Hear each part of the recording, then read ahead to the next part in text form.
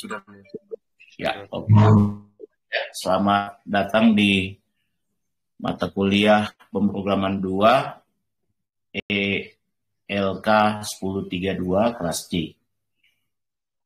Dalam kuliah ini kita akan mempelajari konsep-konsep dasar pada Object Oriented Programming atau OOP, pemrograman berorientasi objek, seperti kelas, objek, encapsulation, inheritance, polymorphism, interface, abstract class, dan sebagainya.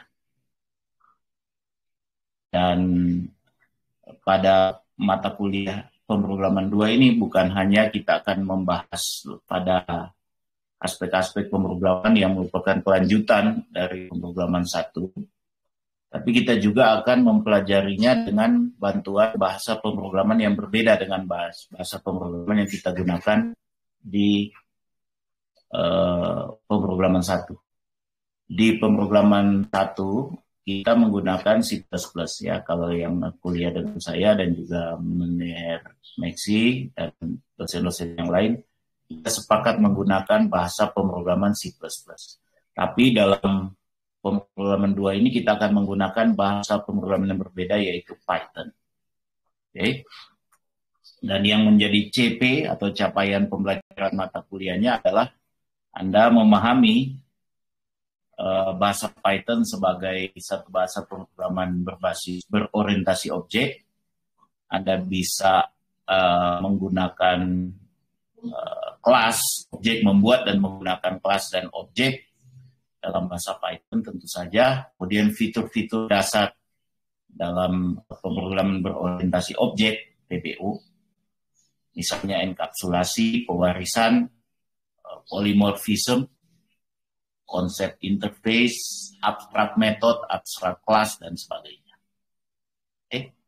Nah, nanti Anda akan membuat sebuah project ya, dalam bahasa Python tentu saja, dan dengan memanfaatkan semua aspek pemrograman yang dipelajari. Ini khususnya pemrograman berorientasi objek. Baik, ini bahan kajian yang akan kita pelajari, ya, paradigma pemrograman berorientasi objek dalam kehidupan sehari-hari, kelas dan objek, enkapsulasi, inheritance atau pewarisan, polymorphism, interface, abstract class. Sumber belajarnya yang utama adalah dua buku ini, A Python Book, Beginning Python, Advanced Python, and Python Exercises by Dave Coleman 2013, dan A Byte of Python dari Swaroop CH 2013. Silakan dicari di internet buku-buku ini. Tapi ada juga buku bahasa Indonesia, tutorial pemrograman Python. Ini masih versi 2, kita silakan cari yang versi 3, maaf. Dasar-dasar pemrograman dengan Python dari Wenti Dwi Yuniarti. Oke. Dan di awal ini silakan Anda perlu mempersiapkan dulu ya lingkungan pemrograman Python. Anda nanti bisa masuk ke website python.org. Sekali lagi python.org, lalu Anda cari di bagian bawah ada link untuk mendownload versi terbaru dari Python. Nah, Python ini sempat pernah bercabang 2 pengembangannya. Versi 2 yang sudah relatif lebih luas digunakan, itu pada satu waktu bercabang menjadi versi 3. Versi 3 ini tentunya lebih canggih dari versi 2, tetapi belum banyak mendapat dukungan dari third party, ya, pihak ketiga.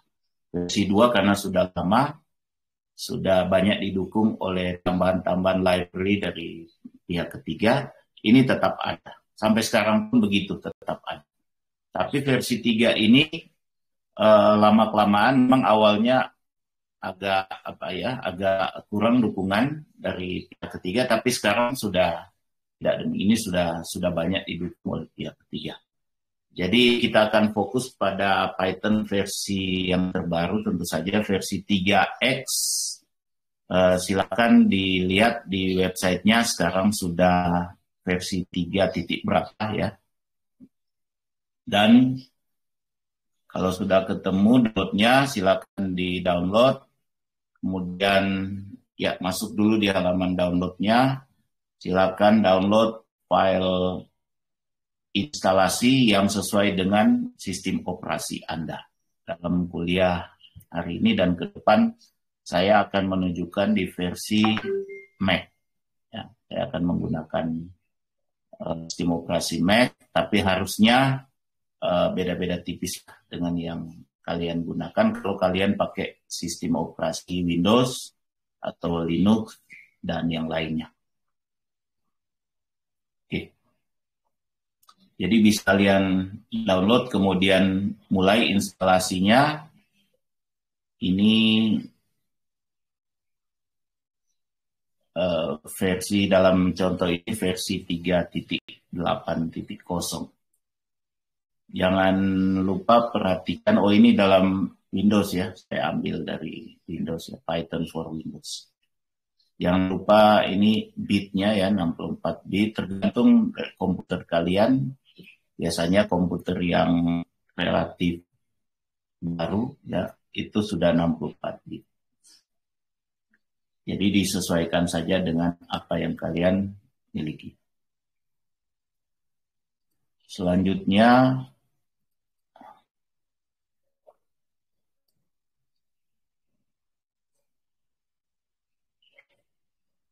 kalau sudah, kita akan masuk pada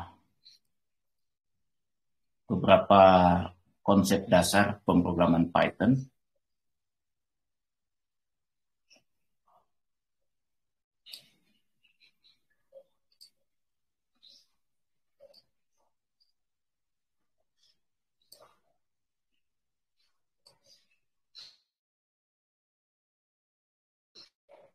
Masih bisa diikuti sampai saat ini?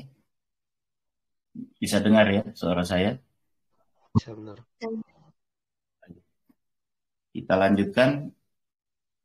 Di bagian yang keduanya saya akan menyampaikan beberapa pengenalan ya dasar pemrograman Python.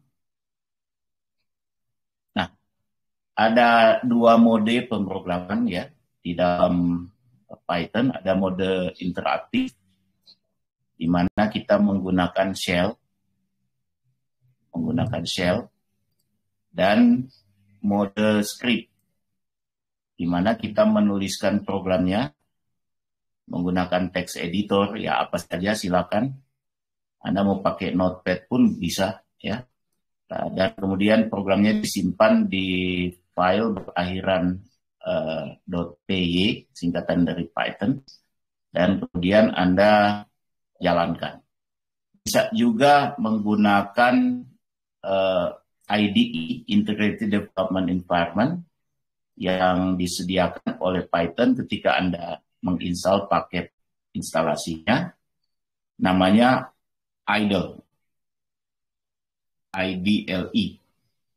Ini Integrated Development Environment yang built-in di dalam Python ya, sudah disediakan dan Anda bisa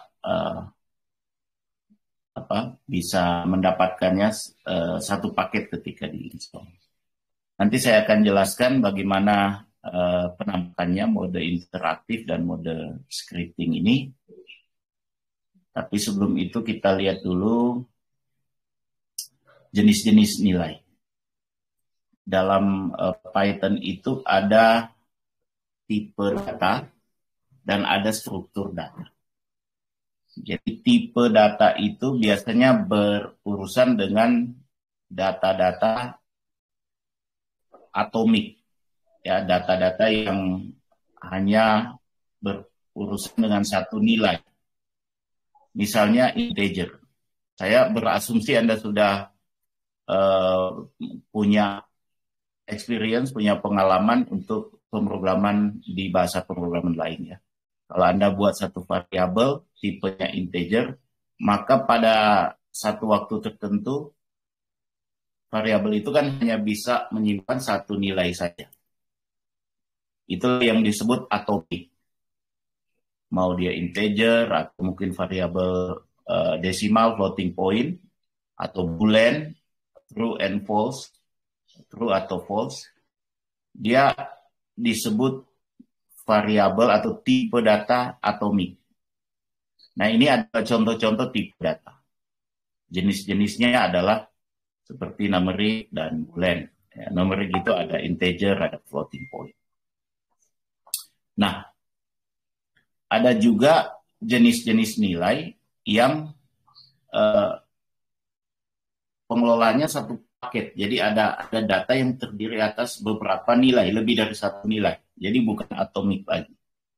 Nah, jenis nilai seperti itu disebut struktur data. Jadi data yang terdiri atas banyak nilai distrukturisasi dalam satu struktur tertentu. Misalnya di dalam Python ada list, ada tuple, ada dictionary. Nah, nanti ini akan dibahas pada kuliah selanjutnya. Untuk menamakan variabel dalam Python itu kita harus menuruti aturan tertentu, ya. Seperti ini. Untuk memberi nama sebuah variabel atau sebuah fungsi atau sebuah kelas atau objek dan sebagainya di dalam bahasa Python, kita harus memulai namanya dengan huruf besar atau huruf kecil. Ya, A sampai Z besar atau A sampai Z kecil atau garis bawah. Untuk selanjutnya, jadi karakter kedua dari nama itu Anda bisa gunakan apa saja. Bisa huruf, bisa angka. Ya, atau garis bawah. Tapi awal itu harus dimulai dengan huruf atau garis bawah.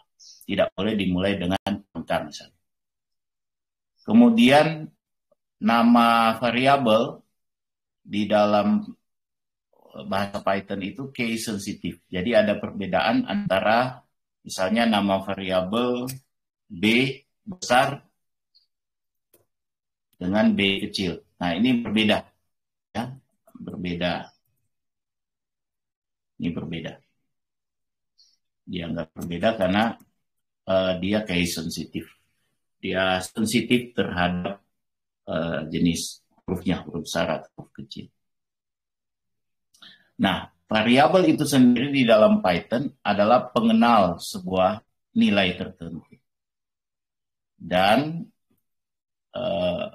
variabel itu dibuat ketika digunakan. Ketika digunakan adalah ketika kita memberikan nilai ke dalam satu variabel.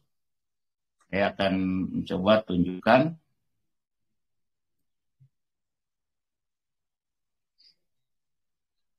Langsung ya, menggunakan shell saja.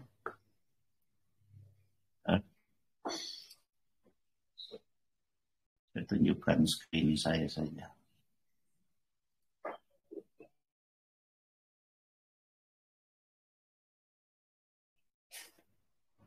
Bisa lihat screen saya ya, semuanya. Halo? Saya.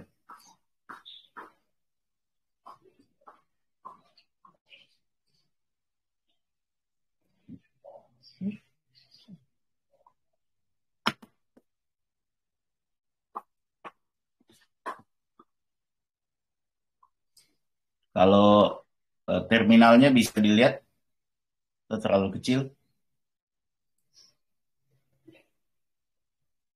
Halo. Kelihatan benar tapi Kecil. kecil benar. Kecil ya.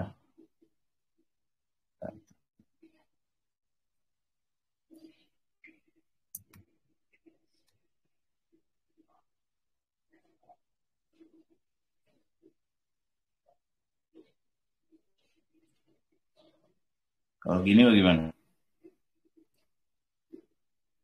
Lumayan. Saya lihat. Masih terlalu kecil lagi. Ya, benar. Nah, cukup ya. Masih kecil, Mir. Masih kecil. Change.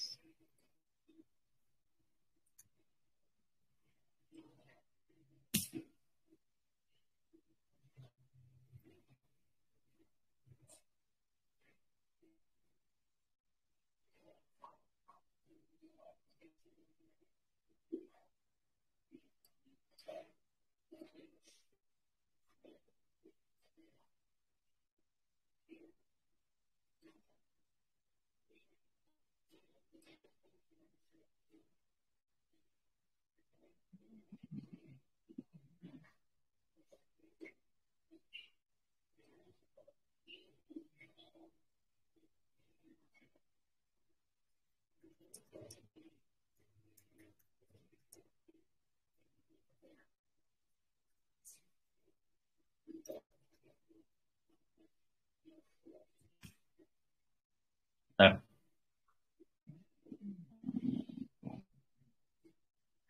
Oh, komen. Oh, bisa. Oke, bisa lihat semua? Sekarang bisa ya? Halo? Bisa, Mir, bisa. Mir. Cukup besar. Ya. Dari Mac saya bisa masuk Python. Saya bisa masuk ke shell. Shell itu interaksi dengan menggunakan komen, ya, perintah. Jadi perintah-perintahnya tidak diklik seperti pada aplikasi GUI. Kita mengetikkan perintahnya. Nah, saya masuk ke shell-nya Python dengan cara mengetikkan Python 3. Di Windows mungkin beda lagi, silakan di Google ya gimana caranya. Tapi kalau di Mac saya masuk dengan cara seperti ini. Kalau sudah ada prompt-nya seperti ini 3 simbol lebih dari itu, maka Anda sudah berada di dalam shell Python. Dan Python sudah siap untuk menerima instruksi, menerima perintah. Nah,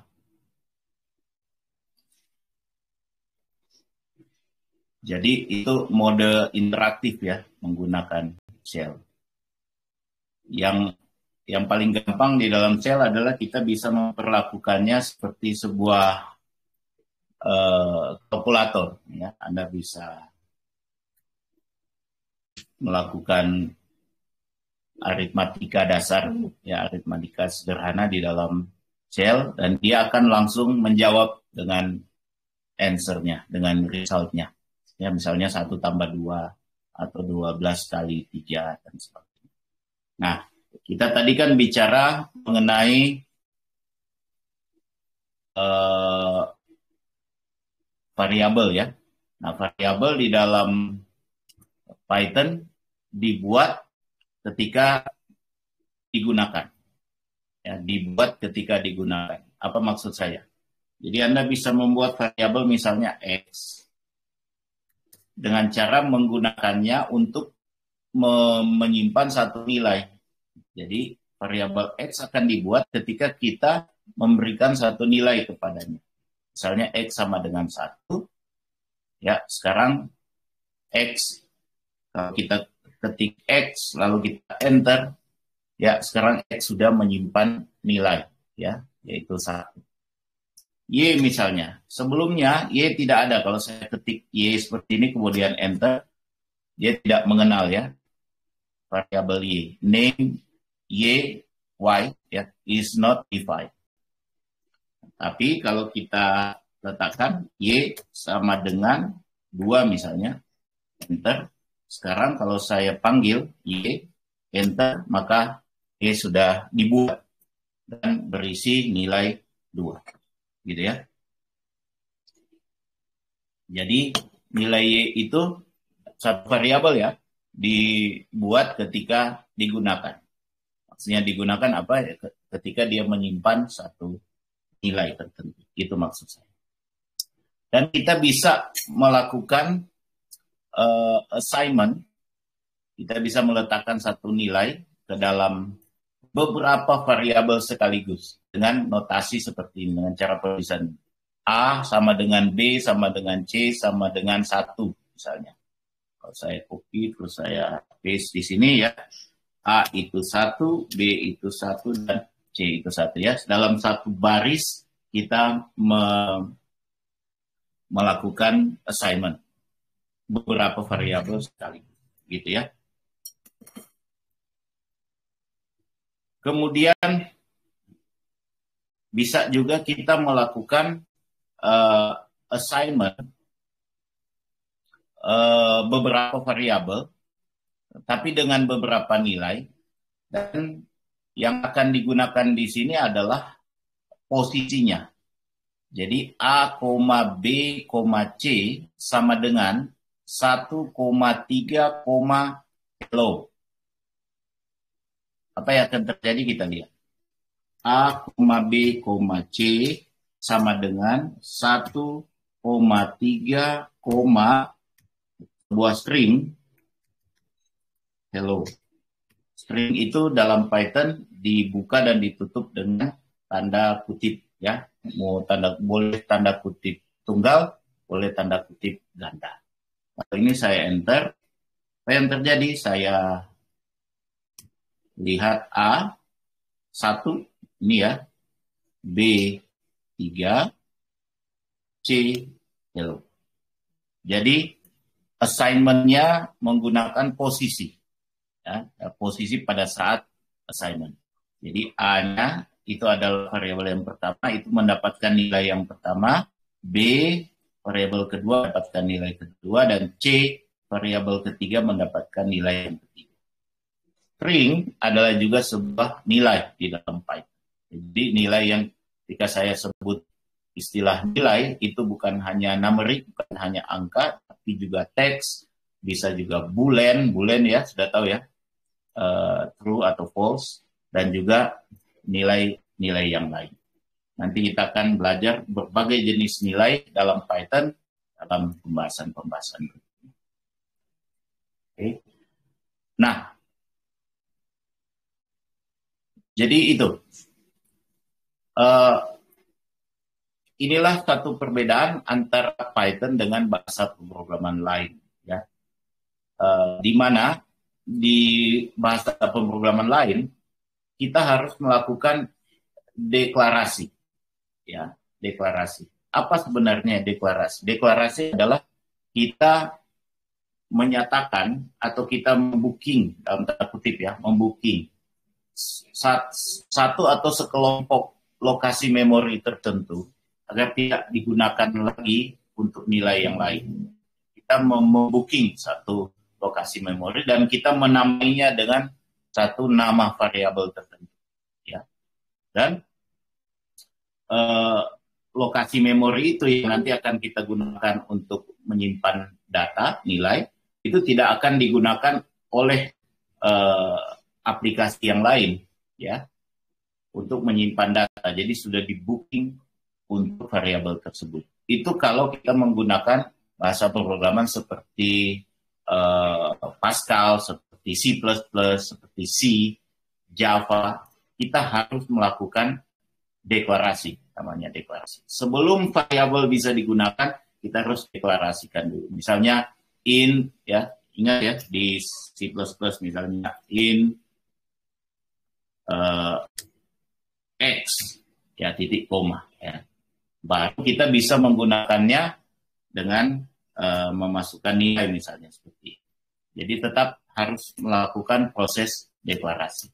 Tapi di dalam Python kita tidak perlu melakukan deklarasi. Kapanpun variabel dibutuhkan ya tinggal masukkan saja nilainya, variabel itu akan langsung dibuat, secara otomatis dibuat, dan tipe data dari variabel tersebut akan menyesuaikan dengan nilai apa yang diberikan kepadanya.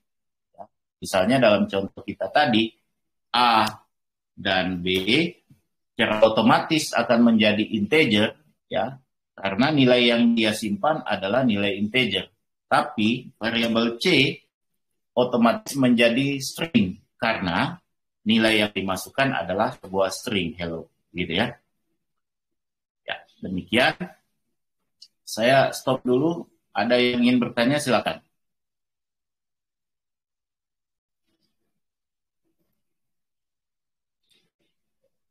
Sampai di sini ada yang ingin bertanya? Tidak ada pertanyaan? Baik, saya lanjutkan.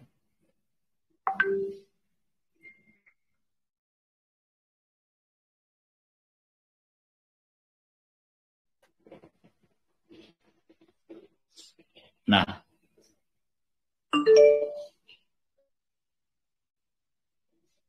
kemudian ekspresi. Ekspresi adalah kombinasi dari nilai, variabel, operator, dan fungsi. Jadi ketika kalian menggunakan seperti ini ya, bisa mungkin seperti push.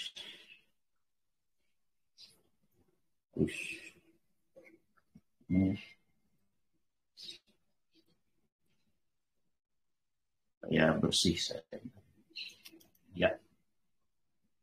Misalnya A itu sama dengan 1, B itu sama dengan 2, Anda bisa membuat ekspresi seperti ini, A tambah B. Ya, C itu berarti sama dengan 3. Nah, bagian ini disebut ekspresi.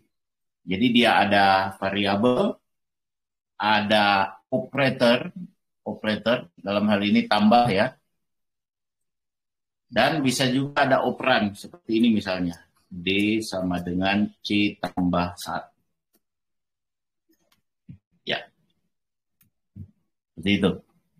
Jadi bisa saja ada konstanta ya, ada konstan yang dilibatkan dalam satu ekspresi. Ini adalah ekspresi yang sederhana. Jadi, sekali lagi ekspresi itu adalah kombinasi dari nilai, variabel, operator, dan fungsi. Jadi bisa juga kita menggunakan fungsi. Saya belum akan mencontohkan seperti ini ya. A sama dengan 12 tambah len C. Saya belum akan mencontohkan sebelum saya menjelaskan mengenai fungsi. Operan. Operan adalah nilai yang terlibat dalam operasi. Operator adalah simbol yang mewakili operasi. Contoh operan ya.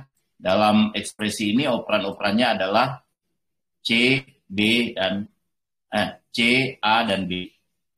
Di dalam operasi ini operannya adalah D, C, dan 1. Ya.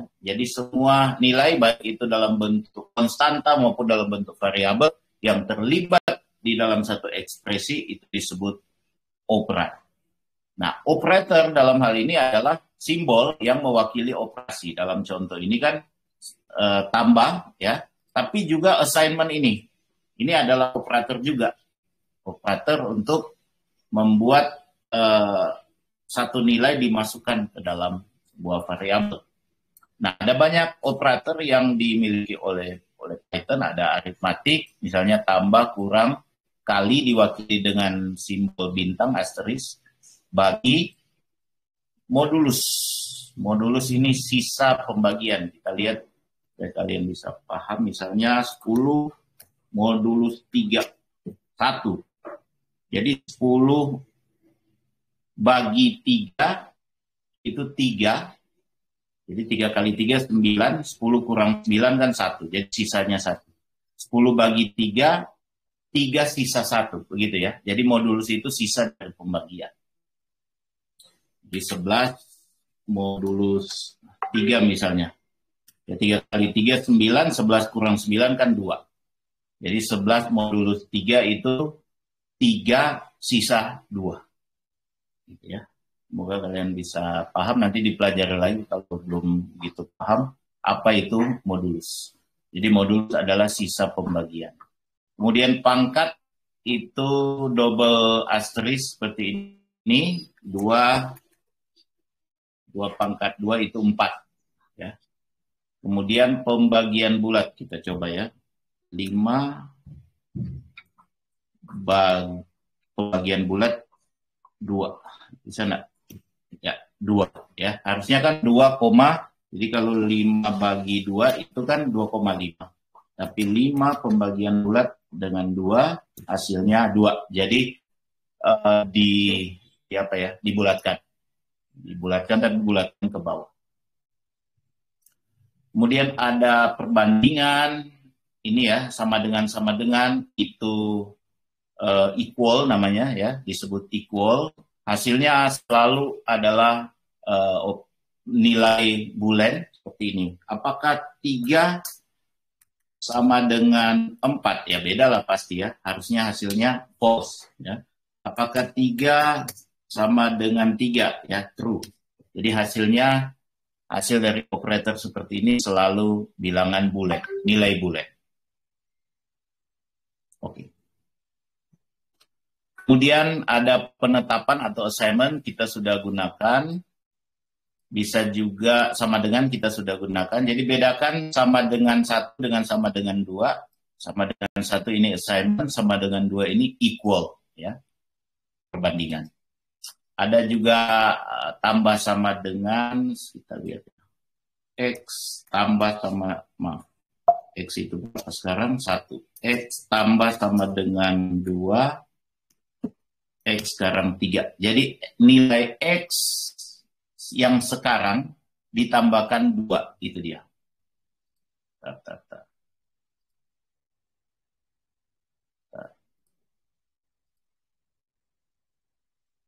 Nilai X yang sekarang ditambahkan 2. Jadi ini fungsi dari operator tambah sama dengan ini adalah itu. Nilai yang sekarang ditambahkan dengan berapapun konstanta yang kita letakkan.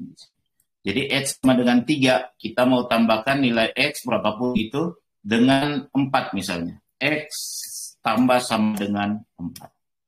X yang sekarang menjadi 7. Jadi 3 yang dulu sekarang ditambahkan dengan 4. Ini sama dengan seperti ini. X sama dengan X tambah 3. Jadi X yang dulunya 7 sekarang ditambah 3 menjadi 10. Sama ini ya. Notasi seperti ini dengan notasi seperti ini sama. Oke, yang lainnya sama saja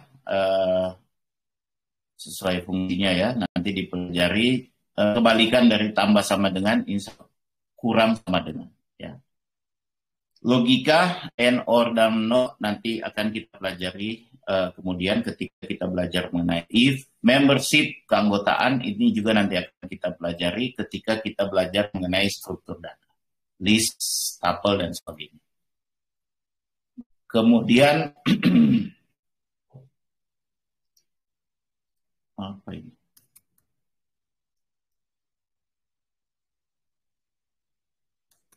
Jadi dalam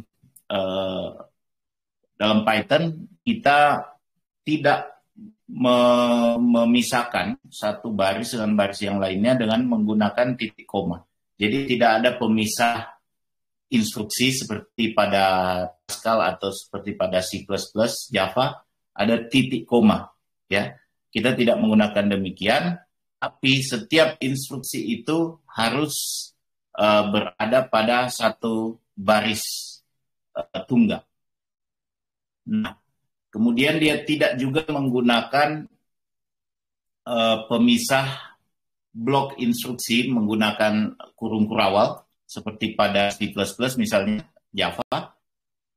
Tidak ada ya. Tapi blok instruksi yang menjadi milik dari instruksi yang lain misalnya pada if yang nanti akan kita pelajari itu dituliskan dengan menggunakan indentasi. Jadi agak ke dalam sedikit. Nanti kita akan lihat dalam contoh ketika kita belajar mengenai if misalnya. Nah, ini yang saya bilang tadi, baris perintah dipisah oleh baris baru, jadi mesti ada baris baru, karena kita tidak menggunakan titik koma seperti pada bahasa pemrograman yang lain. Kalau barisnya terlalu panjang, kita perlu beberapa baris untuk satu perintah yang panjang, kita bisa melakukan multi-line, penyambungan baris. Anda bisa pakai tanda backslash. Okay. Dan komentar dalam Python kita menggunakan hashtag seperti ini. Dan tentunya ini akan diabaikan ya oleh interpreter dari Python. Ini hanya sebuah komen. Kemudian untuk menerima input dari user menggunakan keyboard, Anda bisa menggunakan fungsi input. Nah, caranya adalah Anda harus memberikan dulu variabel untuk penampung, ya. Kemudian sama dengan input. Kemudian cantumkan kalimat yang akan tampil sebelum dia pause untuk menerima masukan dari user, misalnya seperti ini.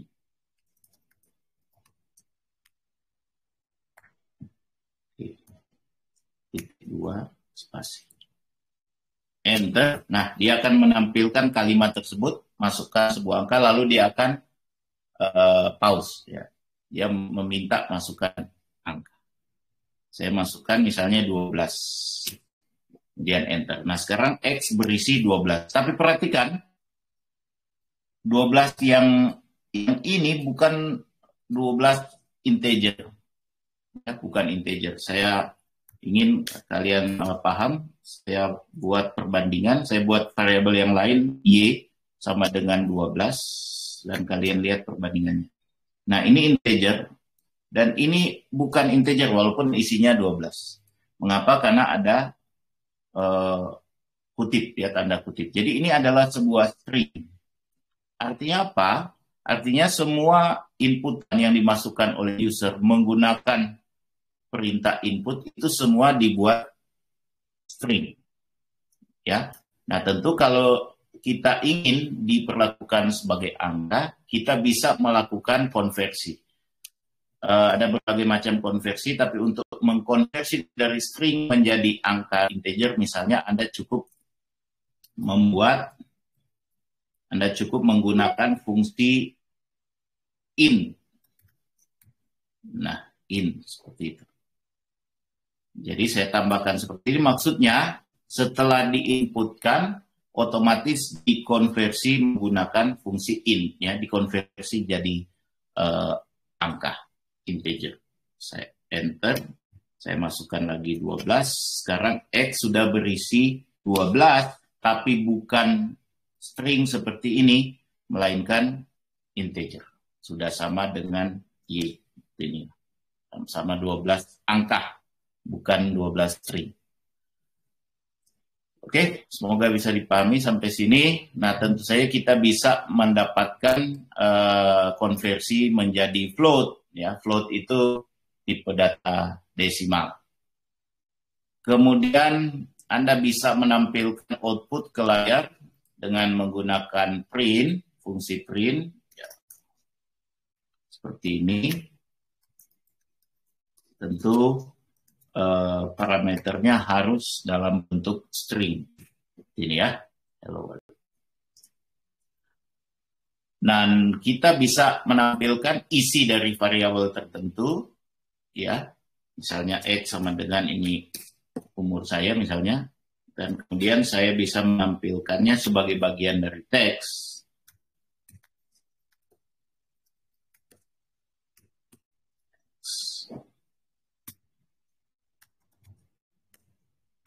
Seperti ini, gitu ya. Jadi ada saya masukkan ke dalam teks dengan menggunakan pemisah koma. Dia akan otomatis ditambahkan ke dalam teks. Tidak perlu ada konversi dari angka misalnya ke string, tidak perlu, karena dengan menggunakan perintah print ini dia akan langsung menyesuaikan menjadi string. Oke. Nah, ini contoh konversi program, ya, Python untuk mengkonversi dari Celsius ke Fahrenheit.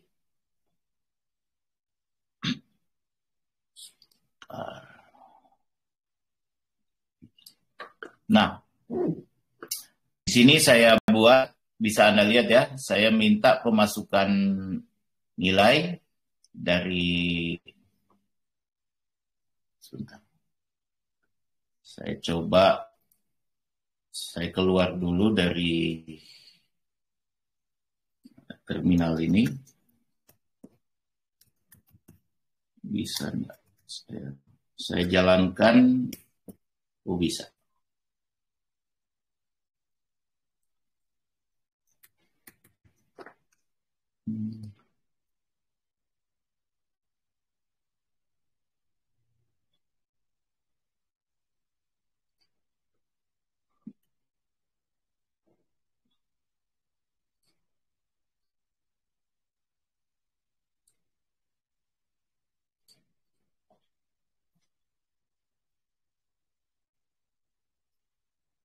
Jadi saya akan buat sebuah script, ya, sebuah script yang kemudian akan saya jalankan nanti.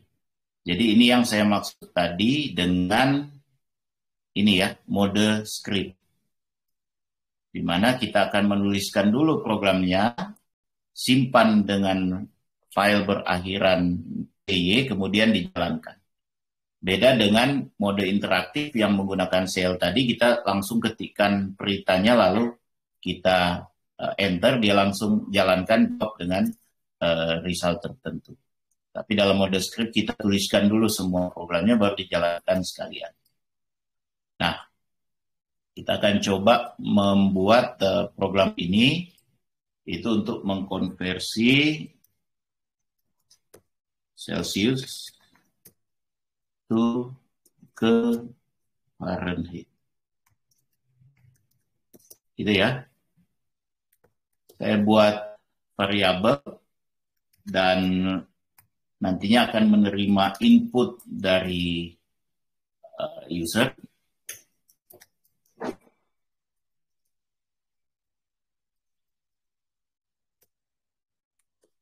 Dan ketika dimasukkan oleh user, dia langsung konversi menjadi float, desimal ya, nilai desimal. Kemudian rumusnya adalah Fahrenheit itu adalah Celsius dikali 1,8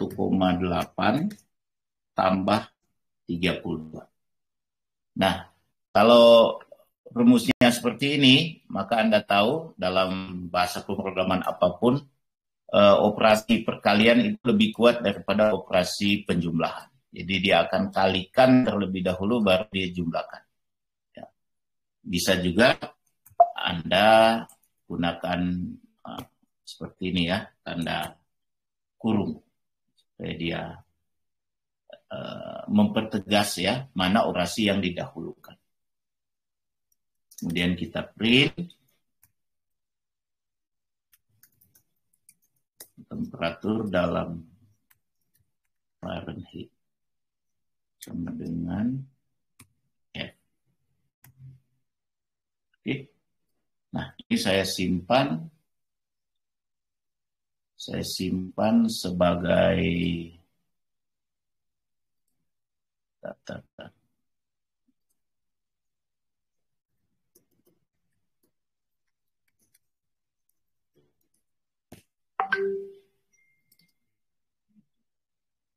Saya simpan sebagai Celsius to this.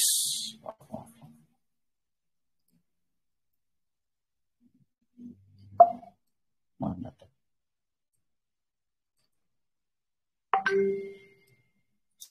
Celsius to Fahrenheit. Save. Sekarang sudah disimpan, akhirannya PY, dan saya jalankan coba ya. Saya run modul. Nah ini sudah di run, semoga semua bisa lihat. Misalnya 28 derajat Celcius, hasilnya adalah 82,4 Fahrenheit.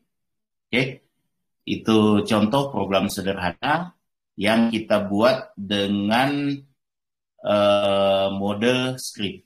Jadi sekali lagi perbedaannya adalah kalau dalam mode interaktif kita berikan perintah langsung dijawab ketika di enter, tapi dalam mode script kita buat dulu programnya di text editor, bisa menggunakan idle yaitu Integrated Development Environment yang disediakan oleh Python, kemudian simpan dalam file berakhiran PY, lalu kita run, kita jalankan. Nah, oke, sampai situ. Saya pikir itu dulu untuk hari ini. Nanti kita akan lanjutkan berikut dengan struktur-struktur kendali. Baik itu sekuensial, seleksi, maupun iterasi. Oke, saya akhiri dulu. Baik, untuk materi sampai situ, saya matikan recordingnya.